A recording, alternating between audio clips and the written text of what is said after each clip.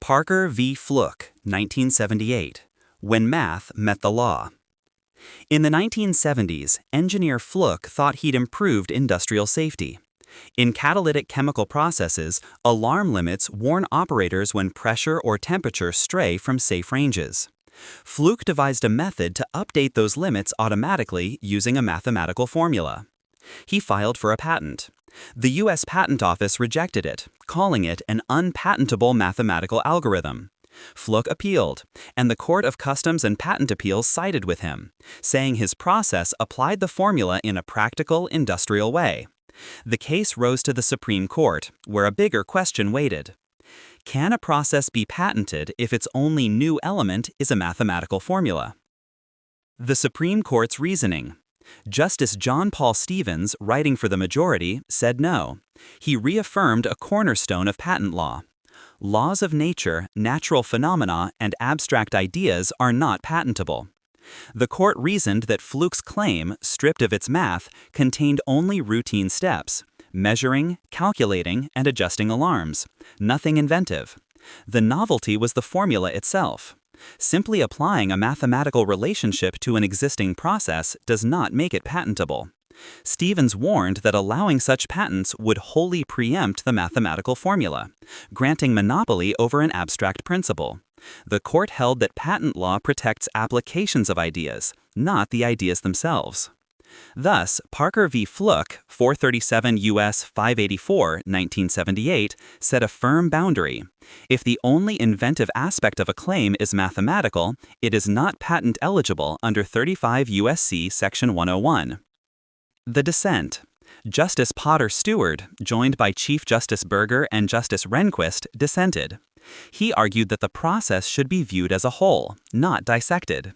Flook's method had industrial value. It made chemical plants safer and more efficient. Stewart warned that the majority's logic would penalize innovators who use mathematics to advance technology. To him, Flook's work was more than numbers. It was a practical process. The legacy. Parker v. Flook became a pivotal moment in U.S. patent law. It clarified that abstract ideas, including mathematical algorithms, cannot be patented unless they are inventively applied. The decision built upon Gottschalk v. Benson, 1972, and paved the way for Diamond v. Dyer, 1981, where the court took a softer stance.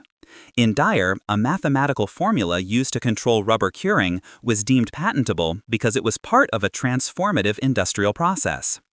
Decades later, Flook's logic echoed again in Alice Corp v. CLS Bank 2014, where the Supreme Court introduced the now familiar two-step test. 1. Determine if the claim involves an abstract idea.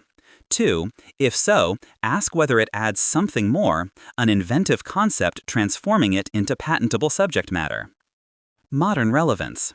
Today, Parker v. Flook resonates in the age of AI and algorithms. Machine learning models, neural networks, and data-driven systems all rely on mathematics. Yet inventors still face Flook's dilemma. When does a formula-based method cross from abstract idea to true invention? The answer remains the same. Mathematics by itself cannot be owned. But if it's applied to create a concrete technological improvement, better navigation, safer systems, smarter automation, it may earn protection. Conclusion. Parker v. Flook wasn't just about alarm limits. It was about the limits of the law. Justice Stevens drew a line. Innovation must do more than calculate. It must transform. Justice Stewart saw the danger in that rigidity. Sometimes calculation is transformation. That tension still defines modern patent law. Every algorithm that powers today's AI walks the same tightrope Flook once did, between elegant abstraction and true invention.